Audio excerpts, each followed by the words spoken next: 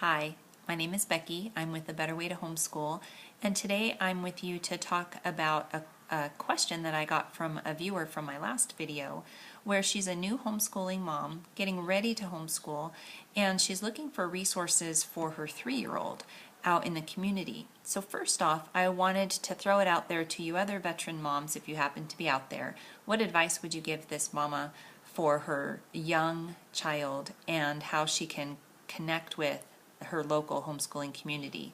If you have ideas, go ahead and fill them out in the comment section below this video. As for myself, let me put this here. When your kids are young, 3, 4, 5, 6, 7 years old, you really want to be careful with who you have them hang out with. You don't get that time back with your little guys, so you want to be careful not to necessarily get so involved with other groups that you lose sight of your child's early development. You can really do so much with them at home. And what I find in my own experience, I have 5 kids, and my youngest turned 8 today. But when my kids were little, it wasn't, for me personally, it wasn't that my kids needed more interaction with other people, it was that I needed more interaction with other people. And for myself, my own experience was that I was involved in a local church, and within my local Bible study, there was a group of moms that were homeschooling. And just in a natural occurrence of events, I became friends with these homeschooling moms, and they invited me to join. They had like a little Friday art time and play time with the kids, and over the course of a few years, it turned out to be that there were 5 of us that had 3 to 5 kids ourselves, and we ended up with our own little homeschool thing. And what I mean by thing was, there was a season that we would, somebody would teach art, somebody taught Spanish. It was a wonderful time, and there were even organized physical activities, so the kids, because we all had a bunch of kids, they were able to participate in things like Red Rover or tag or kickball, or the kinds of things that you can't do at home if you only have 1 or 2 kids. So my first piece of advice for the reader that left the question would be to get involved in your local community if you're not. I'm a Christian and I love the Lord with all my heart, and so for me, my natural place to go look for fellowship with people is through church or through a Bible study. But there are other opportunities within your community as well. I just think that you'll bump into a lot more homeschoolers within the local churches.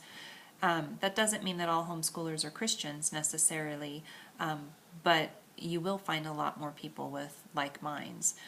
So when your kids are little, I'd highly recommend that you seek out a friend or 3 that have similar values to yourself, that you can get together and you can do things with your children, whether it be to go to the zoo or the beach or the park, whether you get together on a rainy day and you take a walk in the rain and splash in puddles, or you go on a nature walk where you pick up sticks and leaves and flowers and bugs. That is the kind of thing that a little guy, a little gal would get the most out of, especially at the age of like 3. That seeing their mom or their dad or their parents interacting positively with other people and then doing things that bring enriching experiences to them is really the best way that you can spend those early childhood years. Sure, you can teach them their ABCs and their 1, 2, 3s and their colors and their shapes, but really that's something that you're going to be naturally doing anyway when you're picking out their clothes in the morning, or you're helping them learn how to make their bed. You can be talking about all those things as you go through your day. So my personal opinion is that we shouldn't totally formalize our kids' education so that it looks like a classroom. Instead, we should look in our day and we should look for opportunities to train them and to excite those areas of their minds to want to know more. So different places that you can find resources, homeschooling resources, if you have access to the internet, which if you're watching this video you likely do, You can just put in your Google search bar for homeschool, homeschool meetups, or mommy and me time, and then put in your local community. It might take a while for you to find one that fits for you, and that's okay because your kids are still little. And really, you're going to be the one that's going to be able to provide them with the best that this world has to offer. So first I would do, I personally would go with my church and I would ask around and see if there are any homeschool moms. If you don't belong to a church, you could certainly start there. They're wonderfully friendly people and they can definitely lead you to homeschool moms within the community. And honestly, moms like me know other homeschool moms that are not of the same faith or that aren't even participating in any kind of a religious type background. So don't be afraid if you're not a Christian to go to a local church and to ask them questions, because within the homeschool community, we all have different connections, so we can certainly help guide you in the right direction. So do an internet search.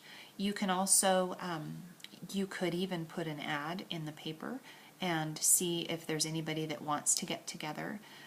But really, honestly, I would just keep my ears open. There's a lot of us out there. There's a lot of us that want our kids to be around other kids. But moms like me are kind of picky. So we want our kids to be with, not that they have to be cookie cutters, but we definitely kind of hand pick who our kids are hanging out with, especially when they're young. It's very important that we safeguard our children. There is so much of the reason that we bring our kids home to homeschool them is because of the community and the atmosphere within the public school system. And so while we don't put our kids in a closet, we do want to pick the opportunities that are available to them. So in my own personal experience, I found the best success with my Bible study group within my church. Lately, my family has chosen to be a part of the local charter school system within our small community. When we moved up here, it was a really great way to be connected with other families and to get to know other families. For me personally, it's an avenue that I can reach those new and frustrated homeschoolers with what the Lord's shown me over the last 14 years. So I tend to stay active in that community so that I can have more influence helping people if they give me the opportunity. So there are charter schools out there or co-op schools. We belonged with one of those for a few years where the one that we belonged to was church sponsored, and the families put their children in school, and then all of us parents were then assigned to the different grades. So that should be a starting point for you. Don't get so caught up, especially when your kids are little, on what kind of programs or what kind of experiences they should do. But instead, make sure that you surround yourself, you, the homeschool mama, the homeschool parent.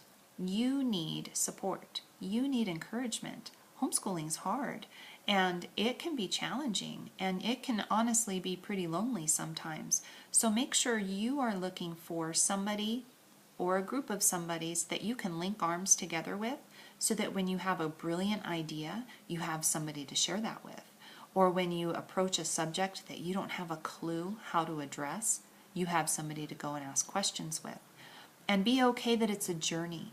Be okay that you don't have all the answers today. Your little one is only 3, or only 4, or only 7, or only 10. You still have time.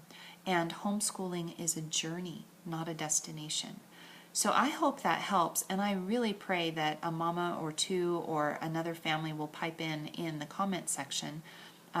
Hopefully this helped you. If you have any further questions about what you can do with your 3-year-old, go ahead and give me an email or send me an email at abetterwaytohomeschool@gmail.com, and I can give you more ideas. It would also be helpful if I knew where you lived. I can actually do some research as if I was there in that community. What would I do with my children? And I'd be glad to help you out with that. So again, this is Becky with The Better Way to Homeschool. I hope that this gave you a little bit of help and encouragement, and I look forward to talking with you soon. Have a wonderful day in the Lord.